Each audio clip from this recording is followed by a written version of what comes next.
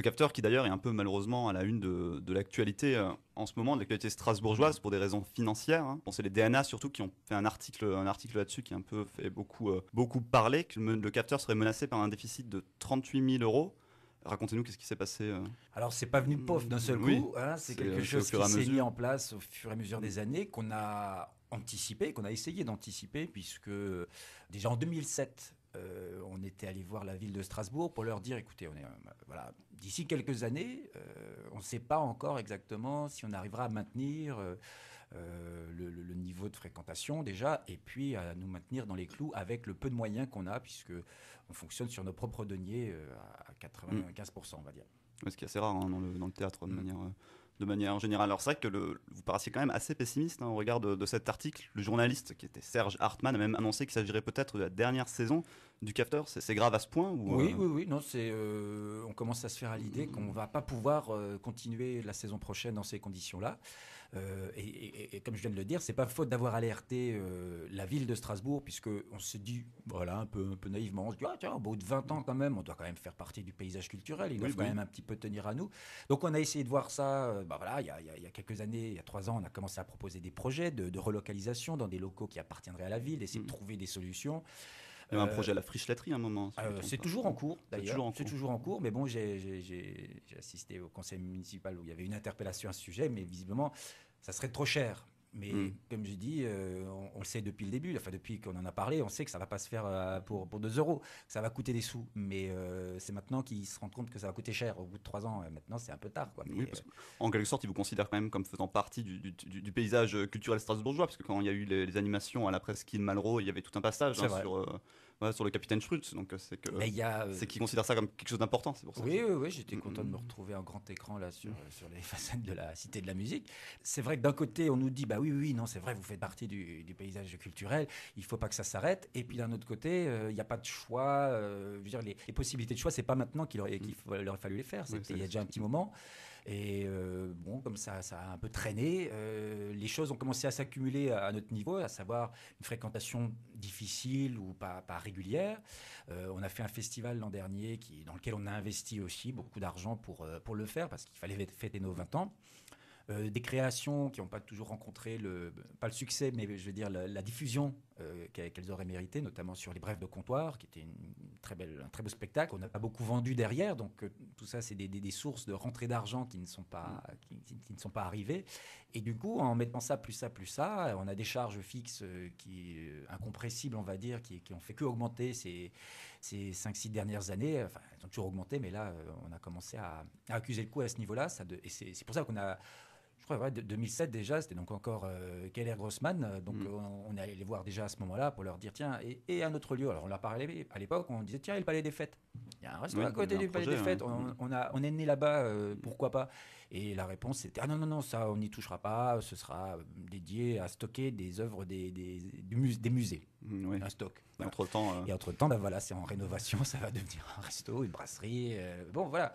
Donc, on a raté cette opportunité-là parce que c'était un choix politique à faire à un moment aussi. Ensuite, on a un petit peu relaissé traîner. Et puis, il y a 3 ans, on s'est dit non, là, si on continue comme ça, là, d'ici 3-4 ans, on ne va pas pouvoir continuer à tenir à bout de bras le lieu. Ça nous coûte trop cher. Et puis, on peut surtout plus évoluer dans ce lieu. C'est ce que je dis souvent, on peut continuer à programmer des bons spectacles, mais pour la création, pour les ateliers. Et puis même, il y a certains très bons spectacles que je ne peux même pas programmer parce que justement, là, on est coincé par l'espace, la hauteur, et ça tient à pas grand-chose. Ça tient à 40 cm. Parce que ce qui est surtout menacé, c'est le lieu. Alors, une mauvaise blague. Mais voilà, le lieu devient... étroit, plus pratique pour un tas d'idées, pour un tas d'envies, et du coup, c'est pas très motivant. Et donc, quand on a fait ce constat-là il y a 3-4 ans, on s'est dit, allons en reparler maintenant à l'équipe municipale, mais il n'y a pas vraiment eu de répondant en face. On a proposé le Hall des Chars aussi, qui existe. On a dit, tiens, qu'est-ce qui se passe là-dedans? Il s'y passe des choses, c'est sûr. On ne peut pas remettre en question ce qui s'y passe. Mais il manque peut-être de visibilité. Est-ce qu'une tête de gondole comme le Capteur ne pourrait pas donner une certaine visibilité au grand public sur cet espace? C'est une salle de spectacle, elle est aux normes, elle a été refaite il n'y a pas longtemps en plus. C'est un très bel espace. Bon, voilà. Et du coup, de fil en aiguille, on est arrivé sur ce local de la laiterie, de cette ancienne brasserie de la laiterie. Et bon, quand on l'a vu, on s'est dit c'est possible, mais ça va douiller. Donc on leur a dit, c'est possible, mais ça va coûter cher. Et puis on va faire une étude. Ils ont mis 2 ans à faire l'étude. Voilà, c'est dommage. Ça pourrait pu être fait un peu plus vite. Mais vous avez eu l'appui du conseiller municipal Europe Écologie Les Verts, Eric Schulz. Est-ce que vous avez eu d'autres appuis comme ça, ou vous vous sentez un peu... vous n'avez pas assez de soutien de la part des élus? Alors, pas aussi directement que grâce à l'interpellation d'Eric Schulz. J'ai rencontré d'autres élus. Il se trouve aussi Europe Écologie Les Verts, Marie-Dominique Dressé, qui est conseillère générale du canton Gare. L'adjoint au quartier de la Gare, Jean-Jacques Zell, est très à l'écoute et vraiment en soutien et en appui de notre structure, et qui cherche vraiment à trouver une solution aussi. Voilà. Après, j'ai pas eu spécifiquement d'autres manifestations d'hommes politiques, on va dire, pour dire non, attendez, on va aussi s'y mettre pour trouver une solution. Maintenant, le maire directement m'a dit le capteur ne peut pas s'arrêter. Oui, mais bon, on est d'accord. On est d'accord, ça ne peut pas s'arrêter. C'est pas qu'on veuille s'arrêter, hein, c'est qu'à un moment, on peut pas, aggraver la situation. On a des salariés, on en a parlé, même s'ils ne sont que 2, c'est déjà 2 salariés, et il y a un respect à avoir par rapport à leur travail, par rapport au public aussi, à des gens qui nous soutiennent, qui nous aiment, qui nous disent mais qu'est-ce que vous allez devenir. Donc il faut aussi qu'on ait un discours clair par rapport à eux, plutôt que de laisser miroiter, oui, peut-être, on va voir, on va essayer, puis on va faire un truc qui va nous prendre à la gorge et nous tirer vraiment vers le fond, et là on s'en remettra pas du tout. Là, on a encore la possibilité de rebondir. Moi, j'ai encore l'énergie et les idées pour relancer un projet, mais ailleurs. Dans ce local-là, au bout de 20 ans, j'en ai vraiment fait le tour. J'en connais le moindre recoin, la moindre araignée dans le plafond. On en parlait tout à l'heure, vous aviez l'habitude de fonctionner avec très peu de subventions. Est-ce que là, il n'y aurait pas une possibilité peut-être de demander du subventionnement exceptionnel d'autres collectivités que la ville ? Alors, c'est évidemment des pistes qu'on essaie d'explorer. Il se trouve que très souvent, les dispositifs, on a du mal à trouver le bon dispositif dans lequel rentrer. Et ça peut marcher pour rentrer dans certains dispositifs que si effectivement il y a des élus qui décident de tordre le cou un peu à certains dispositifs. Parce que ça cadre pas toujours. Voilà. Oui, mais pour avoir telle aide ou telle aide, il faut faire ci ou il faut être comme ci ou comme ça. Et comme on n'est pas toujours comme ci ou comme ça, parfois il faut quelqu'un qui se mette entre et qui se dise attendez, moi je fais levier et on vous fait quand même rentrer dans le dispositif. On a eu ça à un moment avec Robert Grossman où on avait déjà des difficultés, et il a un petit peu fait en sorte que donc on a pu repartir. C'était en 2002-2003 où vraiment il y a eu des coups de poing sur la table et quelques coups de fil bien placés qui ont fait que d'un seul coup certains dispositifs ont pu être adaptés à nos besoins ou à notre situation. Il faudrait peut-être un petit peu la même chose, et puis après on va pas lâcher comme ça. On va chercher des solutions. Mais à un moment, c'est aussi un besoin de reconnaissance institutionnelle dont a besoin le lieu et la structure pour pouvoir aller frapper à certaines portes, ou même à du privé, pour aller voir des entreprises ou des partenaires privés qui pourraient peut-être nous sortir de là. C'est sûr que quand on a l'appui de politique ou un appui institutionnel, c'est plus facile. Il y a 20 ans, quand je suis allé voir certaines entreprises pour monter le lieu, pour faire un petit bar, donc il fallait trouver un peu des partenariats, c'est sûr que quand je leur ai dit que la ville était attentive au projet et que ça les intéressait, c'est vrai qu'au tout début, les services culturels de la ville de Strasbourg nous ont mis à disposition des électriciens, des menuisiers de la ville qui sont venus dans le lieu et qui nous ont dit il faut faire comme ça, attention, pour être aux normes, machin. Donc c'est une aide appréciable quand on n'a rien. Et de pouvoir dire ça à des entreprises privées ou même à des banques pour avoir un peu d'argent, de dire oui, mais la ville est derrière, même s'il n'y avait rien ça aide. Et puis petit à petit, maintenant, on est devenu une institution sans être une institution. Et nous, on n'a pas les moyens d'être une institution sans l'être, quoi. Ça fonctionne comment exactement le capteur? C'est que les entrées donc des pièces qui font rentrer de l'argent, ou vous vendez aussi vos spectacles pour des entreprises? Voilà, c'est ça. C'est la billetterie et puis nos ventes de spectacles en tant que compagnie. Donc, quand c'est le Capitaine Sprutz ou Les Bains ou la prochaine création, L'Envers du Dessous, que je crée en février, qui va tourner, ces spectacles sont vendus, comme tous les spectacles de compagnie. Et après, il y a des prestations, on va dire, plus événementielles qu'on va faire pour des entreprises, des formations.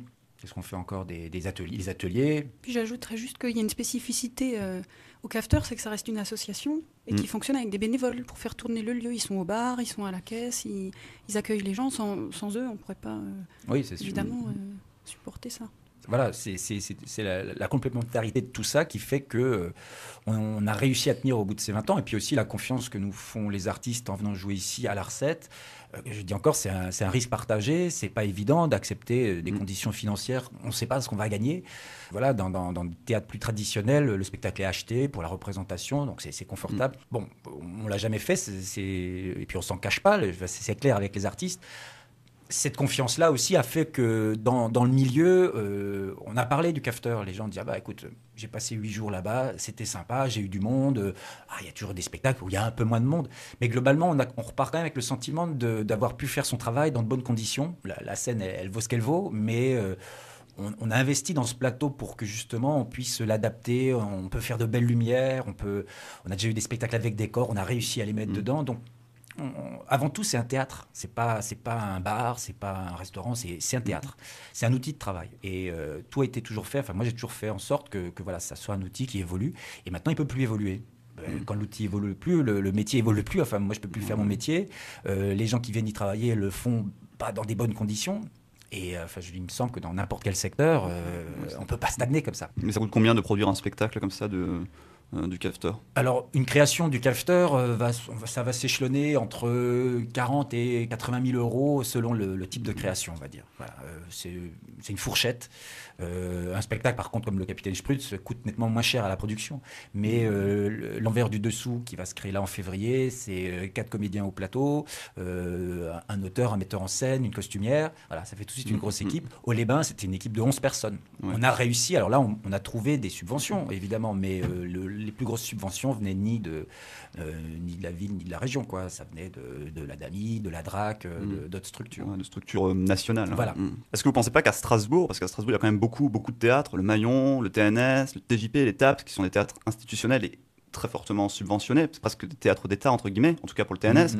Est-ce que ça ne fait pas une sorte de concurrence déloyale par rapport au cafeteur, ou c'est complètement un autre cadre? J'aimerais bien qu'on soit concurrent du TNS, ça serait pas mal. Ça voudrait dire qu'on combat dans la même catégorie. Ils ont moins de problèmes, ils sont pas du tout sujets à des problèmes financiers, en tout cas pas le TNS. Ils doivent sans doute en avoir, mais on ne le sait pas. Enfin, bon, voilà, moi j'en sais rien en tout cas. Mais c'est vrai que moi, j'ai toujours pensé au fur et à mesure des années que finalement, on avait peut-être le même public. C'est là que ça peut se jouer. C'est qu'on n'a pas les mêmes moyens, on ne travaille pas sur le même réseau et sur les mêmes registres. Par contre, le public, lui, il va où il veut. Et je sens bien qu'on peut avoir du public qui va aussi au TNS, qui va aussi au TAPS, qui va aussi au Maillon, qui va aussi au camionneur, ou à la choucrouterie. Et donc, vraiment, moi, je crois que c'est ça qui est intéressant. C'est que finalement, les gens, d'offrir une alternative, simplement, un soir, plutôt que d'aller voir une pièce contemporaine ou une pièce d'un metteur en scène européen au Maillon, on va aller voir un spectacle plus léger dans sa forme, un peu sur le fond, et qui va nous divertir. L'idée, là où on peut se dire qu'on peut être fier de ce qu'on a fait, c'est d'avoir réussi à faire en sorte à Strasbourg que l'humour soit pas considéré comme juste un divertissement. Parce que c'est vraiment ce qui m'était rétorqué au début dans les institutions, quand j'allais voir la DRAC ou la région. On me disait vous faites rire, vous n'avez pas besoin d'aide pour vous faire rire, le rire, ça rapporte tout seul.